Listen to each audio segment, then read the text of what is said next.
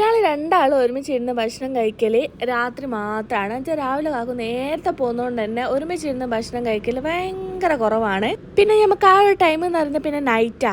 ഈ ടൈമിൽ നമുക്ക് സമയം എടുത്ത് കുക്ക് ചെയ്യാൻ വെച്ചാൽ രാവിലെ ചെറുവിടേന്ന് പറഞ്ഞാൽ നമ്മൾ കുക്ക് ചെയ്യണം. പൊതുവേ ആൾ അടുക്കളയിൽ കാണൽ ഒന്ന് രണ്ട് കാര്യത്തിന്, ഒന്നേ ചായ കാച്ചാനും, അല്ലേ മുട്ട പൊരിക്കാനും, അല്ലെ നൂഡിൽസ് ആക്കാനും. ഈ മൂന്ന് കാര്യങ്ങൾക്ക് മൂപ്പരാളുടെ അടുക്കളയിൽ അങ്ങ് കാണും. വേറൊരു കാര്യത്തിന് അങ്ങനെ കാണലില്ല. ഇന്ന് കുറച്ച് നേരത്തെ വന്നോണ്ടോ അല്ലെങ്കിൽ ഞാൻ വീഡിയോ എടുക്കുന്ന കണ്ടോണ്ടോ എന്ന് അറിയില്ല. എന്നോട് പറഞ്ഞു ചപ്പാത്തി ഞാൻ പരത്താന്ന് പറഞ്ഞു. ഞാൻ പറഞ്ഞു ആയിക്കോട്ടെ സന്തോഷം. ഞാൻ വിചാരിച്ചു എനിക്കൊരു ട്രോൾ ഉണ്ടാക്കാൻ എന്തെങ്കിലും ആവുമെന്ന് വിചാരിച്ചിട്ട് ഞാൻ ഓക്കെ എന്നൊക്കെ പറഞ്ഞത്. ഇത്രയും കാലത്തിനടുത്ത് സത്യം പറയൽ ഇത്രയും നന്നായിട്ട് ചപ്പാത്തി ഉണ്ടാക്കാൻ എനക്ക് പോലും അറിയില്ല. അത്രയും പെർഫെക്റ്റ് ആയിട്ട് വട്ടത്തിൽ ഞാനൊരു ട്രോൾ ഉണ്ടാക്കുന്നതല്ല. വല്ല ഇന്ത്യൻ്റെ മേപ്പോ അല്ലെ പാകിസ്ഥാൻ്റെ മേപ്പോ കഴിക്കുന്നത് ഞാൻ വിചാരിച്ച് ഇത് റെഡിക്ക് നല്ല അടിപൊളിയിൽ ചപ്പാത്തിൻ്റെ വട്ടം പോലെ തന്നെ ആയി വന്നിട്ടുണ്ട്.